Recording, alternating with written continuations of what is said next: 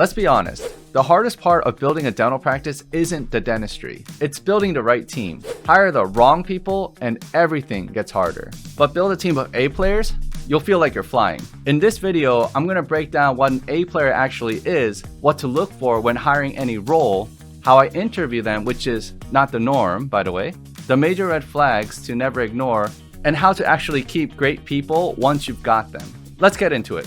If you're a dentist thinking about ownership or already running your own practice, this series is for you. I'm Dr. David Park. I've opened up 8 clinics and helped multiple dentists become owners without the mental debt, the burnout, or the guesswork. Okay, so what even is an A player?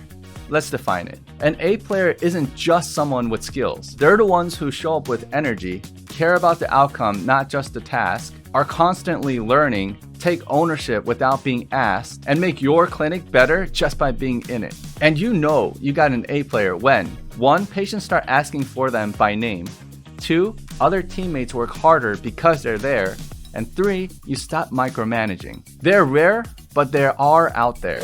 And if you build a clinic full of them, the place just runs flawlessly. And here are the main 3 things that I look for when hiring. The first thing that I look for is energy, and I don't mean loud, I mean presence. Are they alert, warm, ready to go? That's contagious. And number 2 is coachability. I don't care how long you've been in dentistry if you can't take feedback. Give me someone green, but coachable over someone experienced and rigid any day. And lastly, number 3, ownership mindset. Do they simply think like an employee or an owner? When something breaks, do they solve it or wait for permission? If they have energy, coachability, and an ownership mindset, then you can teach the rest. Now we have to talk about how we interview. And again, this is not how everybody does it. And here's something I'll tell you straight up. I don't believe in formal interviews. Most interviews are fake. Everyone's nervous. Everyone rehearses. You don't meet the real person. So when I interview, I drop the act.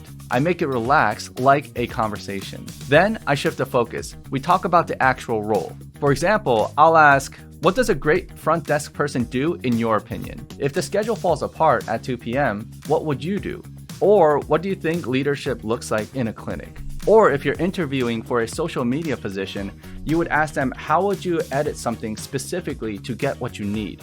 Another example, which is one of my favorites, when hiring dental assistants, I would ask, hey, what are you really good at? Like really good at if your life depended on it. Then, and this is the key, I test them. For the front desk, I'll have them role play patient interaction. For assistants, I'll ask how they'd set up for a specific procedure. For managers, I would give them a real situation and ask how they'd handle it. Why? Because how they think under pressure tells me more than any answers on a resume. And of course, there are red flags you gotta watch out for. Here are some red flags that I've learned the hard way. Blaming former bosses or coworkers and not taking accountability. Using buzzwords without substance. Saying, that's not my job. No curiosity. If they don't ask questions about the role, they're not invested. A players ask, what would success look like in this role? B players ask, what are the hours and when does the day end? Once you have your A players, your job shifts. You're no longer hiring, you're retaining. And here's how we do it at CLD. We let people grow, promote internally, and give stretch opportunities. We recognize each other. We say thank you often.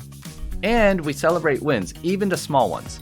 People don't leave because of pay. They leave because no one's helping them grow or because they're stuck on a team with the wrong people. Build right, keep it right. Building a high-performing clinic doesn't happen by accident. You hire for it, you train for it, and you lead it. And if this helped, hit subscribe or send it to another doc who's thinking about ownership. And if you want to learn what it looks like to own a CLD clinic without starting from scratch, you know where to find us. Check out our description below.